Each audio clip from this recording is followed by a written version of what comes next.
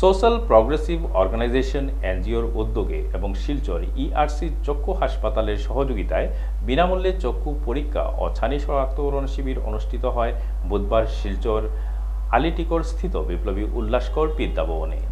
এদিন চক্ষু পরীক্ষা শিবিরে ডক্টর নন্দন দেবনাথ বিনামূল্যে 120 জন রোগীকে চক্ষু পরীক্ষা করেন। তাছাড়া কয়েকজন রোগীকে ছানি শনাক্তকরণের জন্য শিলচরের ইআরসি চিকিৎসা কেন্দ্রে পাঠানো হয়। রোগীদের চক্ষু পরীক্ষা করার পর প্রয়োজনীয় রোগীদের স্বল্প বিনিময়ে চশমা দেওয়া হয়। সোশ্যাল প্রগ্রেসিভ অর্গানাইজেশন এনজিওর এই ধরনের আয়োজনে অনেকেই উপকৃত হওয়ায় সোশ্যাল প্রগ্রেসিভ অর্গানাইজেশন এনজিও এবং শিলচর ইআরসি চক্ষু চিকিৎসালয়ের কর্মকর্তাদের ধন্যবাদ জানান।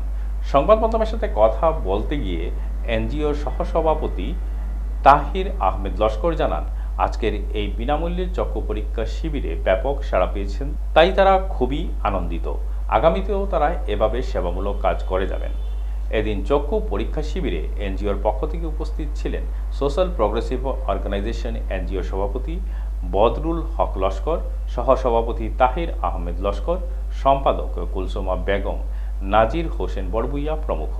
শিলচর ইআরসি চক্ষু চিকিৎসা কেন্দ্রের পক্ষ থেকে উপস্থিত ছিলেন ডক্টর নন্দন দেবনাথ, আলতাফ হোসেন বড়বুইয়া, পারুল উদ্দিন লস্কর প্রমুখ।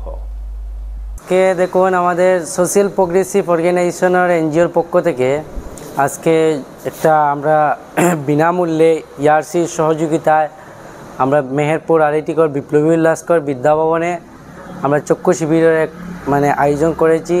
এখানে প্রায় আমাদের পেশেন্ট হয়েছে 60 মতন পেশেন্ট হয়ে গেছে, এখন অবধি চলছে। এখানে free check up, free eye check up চলছে, কম দামে একটু চশমা দেওয়া হচ্ছে, ড্রপ দেওয়া হচ্ছে।